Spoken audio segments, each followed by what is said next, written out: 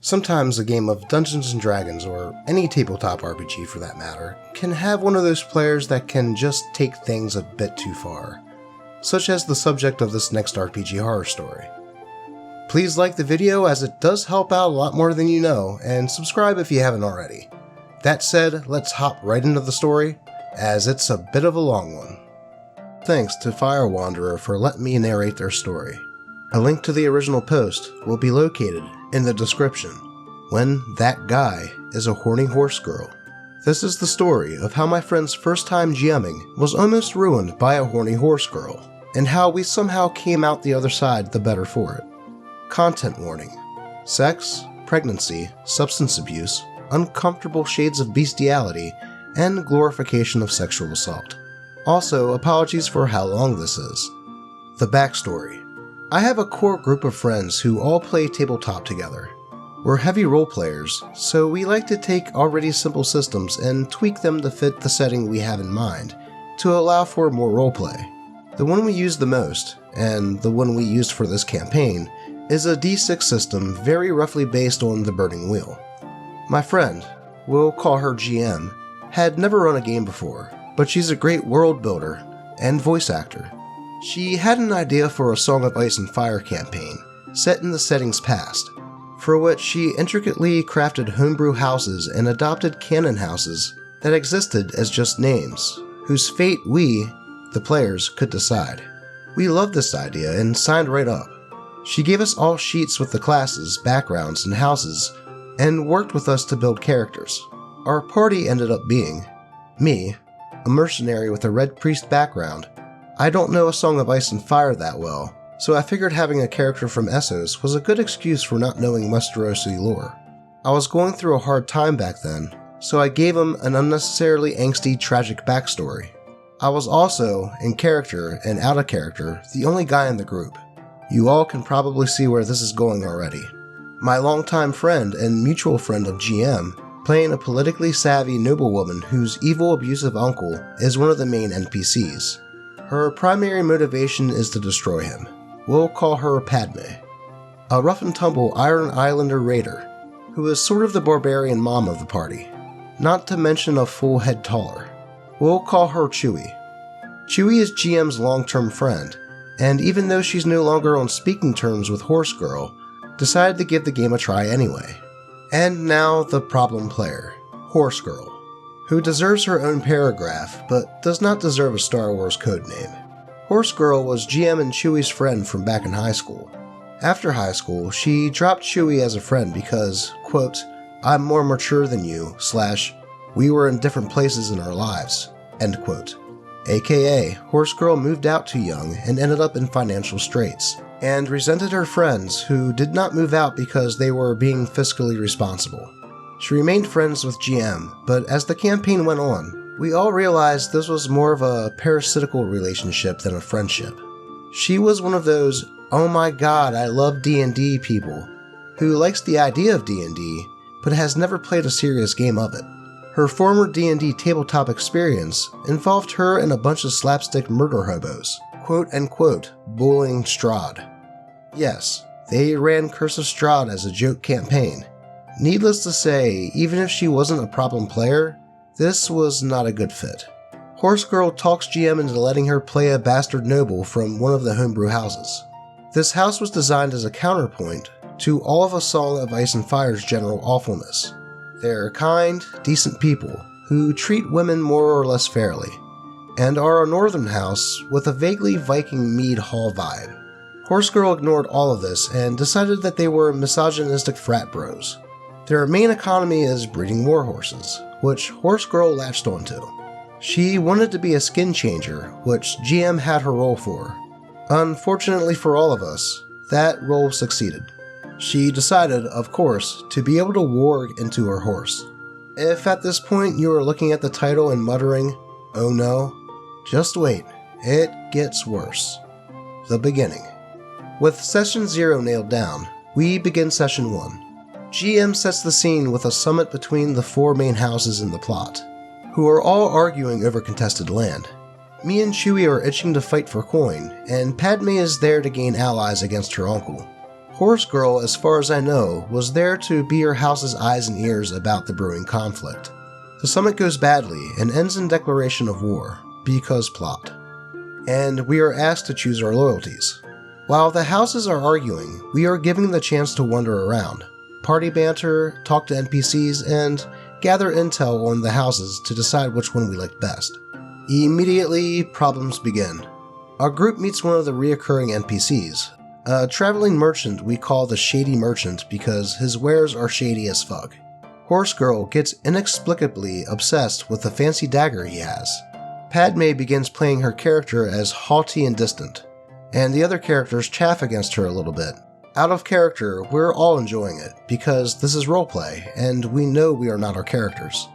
Horse Girl, on the other hand, loses her mind and ends up drawing a sword because she felt insulted. GM manages to smooth out this kerfuffle without Horse Girl getting into serious in-character trouble for threatening a noble. But it really sets the tone for the party interactions from then on. We choose one Valyrian house to side with because they have dragons, and that seems like a safe bet. We have a few traveling sessions to get to their keep. During travel, Padme really warms up. We have a nice arc about her coming out of her shell, and the party begins to become friends. Horse Girl comes off as naive, sheltered, and innocent, so our characters all kind of adopt her too. She continues to ignore Padme. The A Song of Ice and Fire setting has a lot of violence against women, so me and Chewie have our characters express concern that Horse Girl doesn't seem to be aware of this, and decide to get her a weapon when we get to the keep. When we're almost there, GM has our party overhear an argument between our new queen and her husband about, basically, sex and pregnancy. It's an intentionally uncomfortable scene that foreshadows plot-relevant information about the queen's family and signals that all is not well in the house we chose. At least all of the rest of us have their characters be uncomfortable. Not Horse Girl. Horse Girl decides this is an opportunity to become the queen's best friend. She marches up and gives her what amounts to a girl power yeah speech. Given that the queen is furious about having another kid, this does not go well. Horse Girl refuses to leave Queen's tent. We have to out-of-characterly persuade her to leave. We get to the keep and go to buy Horse Girl her dagger. My character flirts with the handsome blacksmith a bit, which seems to fly right over Horse Girl's head. We give her the dagger and she gleefully names it, quote, the rape dagger. We thought this was a joke in the moment. It was not a joke. She proceeds to call it the rape dagger from then on. Remember the Shady Merchant? She tried to buy his dagger every time we encountered him, and pouted when she didn't have enough money. She really wanted to dual-wield badass daggers, I guess. The next weird thing happens when we meet the Queen's family. Queen has several young children. Horse Girl refuses to talk to any of the important NPCs, like the courtiers, advisors, knights, etc., and only wants to talk with the little kids. She insists on doing a whole circus show with her horse for the bairns. GM is incredibly confused, but makes her roll for it. She succeeds and proceeds to narrate her circus performance in elaborate detail. The whole party is left to wonder what the fuck just happened. Little did we know, this would be foreshadowing. While at the keep, Padme ends up having an arc where she falls in love with one of the house's knights. They become engaged, which conveniently aligns with Padme's personal and political ambitions. We get our first mission as mercenaries and diplomats, go down to Dorne, and recruit the mercenary company that my character belongs to. It's a long trip, so we're going to have lots of travel and random encounter sessions. We pack up and head out. This is where all those red flags begin to become a red sea. Trouble brewing. It starts with the skin changing, because of course it does. Every night, GM has me roll for my red priest to get a prophecy or not, and for Horse Girl to see if she had a good night's sleep, or warged into her horse. Horse Girl becomes obsessed with her horse dreams. She asks damn near everyone she meets about them. She pesters the house maester about them. She complains dramatically about them at our roadside camp sessions. The horse dreams turn from a clue that she should seek out a skin-changing teacher to a defining personality trait she does not want to move on from. She starts treating her horse like royalty and insisting everyone else do the same. It's annoying, but whatever. Then we got to combat encounters and, oh boy. As mentioned, Horse Girl previously played her character as sheltered and naive. She soaked up her mercs talking about war with wide-eyed innocence. So it came as a shock to everyone when, during combat, she turned into a violent psychopath. She'd slaughter bandits when they were down and laugh like a loon. She tried to intimidate enemies by staring them down and growling threats that felt like anime one-liners and generally thought it would work. At one point, I'm pretty sure she insisted we shoot a fleeing bandit. It was a bizarre tone shift. At one point, my character got philosophical about how these were real people with their own thoughts and dreams, etc. And she was having none of it. This is where my character's dumb, edgy backstory comes into play. Among other points, this poor guy was addicted to milk of the poppy, fantasy opium, because I enjoyed the idea of a drug-addled seer. I'd been tracking it on a calendar so I could roleplay his withdrawal symptoms, and they got bad at this point. Horse Girl, for some reason, latched onto him and tried to smother him with affection. She didn't seem to care about why he was sick, but she clearly believed she could fix him with the power of friendship. At the same time, she ignored every other member of the party, refusing to give them the most basic time of day. This behavior repeated itself when we met any male NPC who had even the slightest whiff of a tragic backstory. She particularly latched on to bastard sons.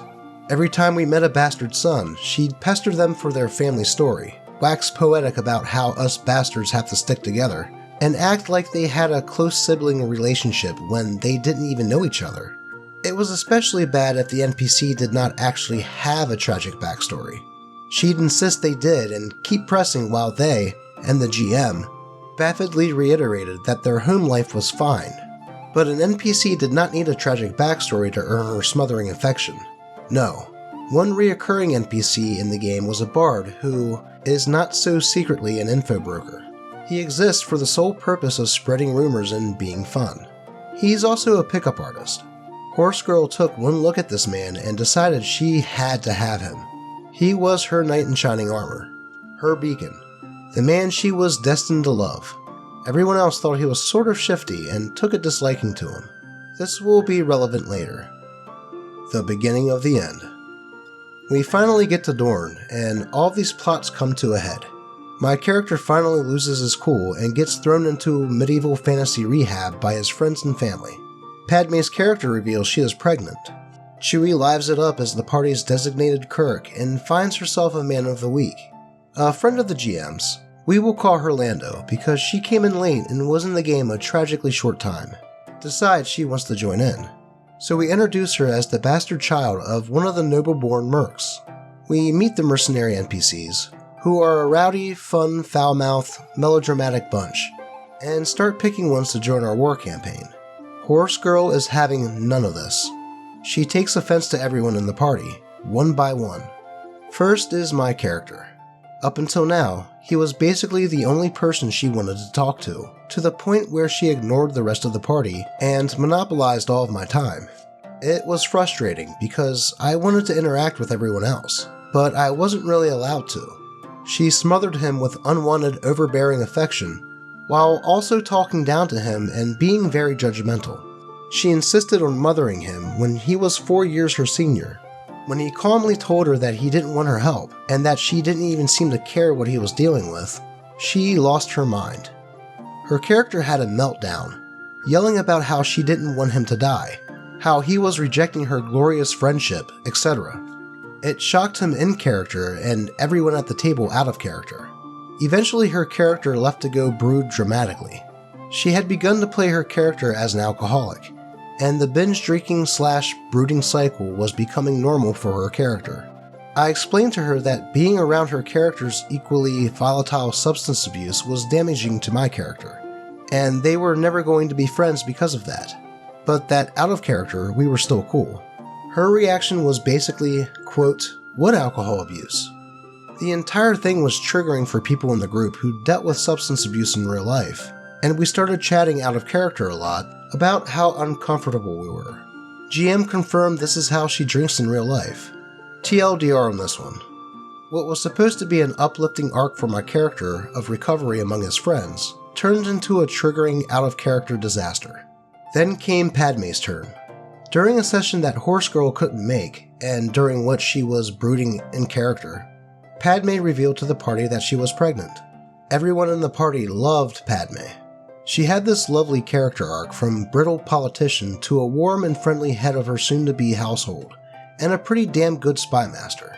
This was the beginning of her character's slow send-off, and we all had a fun time congratulating her. Horse Girl, on the other hand, had spent the whole game ignoring and making it clear she did not like Padme. Despite this, when she came back next session, she lost her mind, again, because Padme did not treat her as an instant best friend. She yelled at her in character for not telling her before everyone else, and acted hurt that her friend hadn't told her something she, the player, was not even there for. Chewie, miraculously, avoided catching Horse Girl's wrath directly, but I suspect this third meltdown was indirectly directed at her. Chewie's character was a Kirk. She has a guy in half the places our party visits, and she's very casual about hookups. She easily befriended the mercenaries and shacked up with one for the duration of their trip. Horse Girl apparently was jealous or something. She more or less bullies the GM into making the info broker, the pickup artist Bard from previous sessions, be at the inn they're staying at. She then has her character hook up with the info broker. She acts from then on as if the info broker is her boyfriend. It got to the point where GM planned to have the info broker show up at the next tavern with a woman draped on each arm, just to get into her head that the info broker did not care about her. And then, poor Lando. Lando just wanted to join in our game and have fun. Instead, she got the same treatment Horse Girl gives all women in the group. Being ignored, having her conversations interrupted and monopolized, and general passive aggressiveness.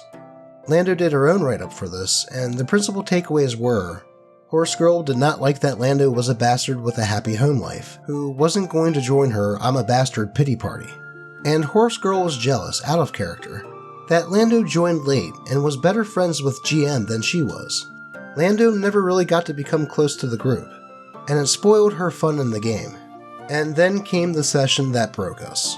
The party was finally heading back to the keep to report on their mission's success. Two very uncomfortable things happened.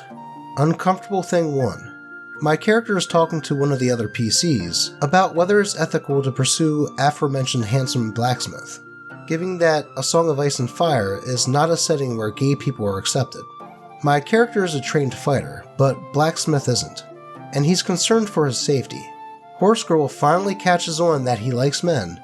She goes on a whole rant about how, quote, you shouldn't be afraid to express yourself, and quote, it gets better. Like there won't be real consequences for Blacksmith if he's outed. It was basically the gender-flipped version of her girl power speech to the queen. Uncomfortable thing 2. The mercenary NPCs and our PCs started going back and forth with bawdy jokes and general silliness to pass time on the road. Horse Girl decides she's going to join in on this. She starts making sex jokes about her horse. As we're all processing this, she keeps going, getting on a tangent about her horse is going to get worked up, run off, and impregnate some mare.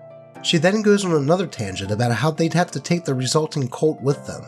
The table goes silent. She insists it's not a joke. Padme awkwardly tries to tell her that that would be theft. Pretty sure we ended the session after that. Somehow, this was the straw that broke us. GM had been quietly attempting to get her act together this whole time, each time getting her to half-heartedly promise to fix her character's behavior. We put together a group letter of our concerns and presented it to her, hoping that she'd listen to us.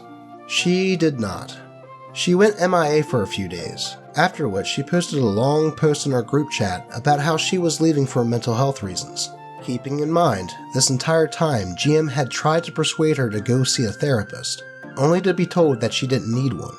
She never addressed anything in our letter or that we had talked about during sessions. She just left. During the post-rage quit analysis, we couldn't figure out if she'd been obsessed with my character because she wanted to date him or be in some weird surrogate family friendship with him. To this day, we aren't sure. We are sure, however, that for whatever reason, she hated and was jealous of every woman in the game, both in character as characters and out of character as players. Horse Girl's fixation on my character sent my planned arc and characterization for him so off the rails that I had to send him to the front lines and replace him with another character while I redo his entire sheet. That said, our party managed to stick together and continued the game, which is still going on strong after 2 years. Instead of a soap opera, it has become the political drama we wanted it to be. Horrifying addendum.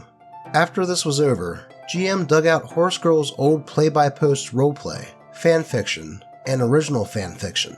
When left to her own devices, she apparently does all of this, but way, way worse. Everyone has horribly traumatizing backstories. She turns all women in her stories into villains. She woobifies all men, but the worst part? Her original fiction turned out to be rape fantasy erotica. Suspicions of creepiness confirmed. We realized we dodged a real bullet when she dropped out.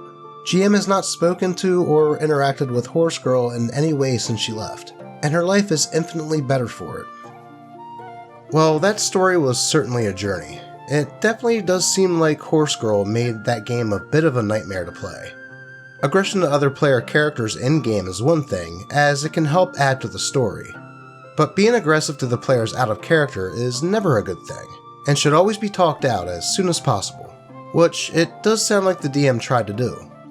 It does sound like Horse Girl definitely seems like she might have had other problems going on in her life, which hopefully she found some help with.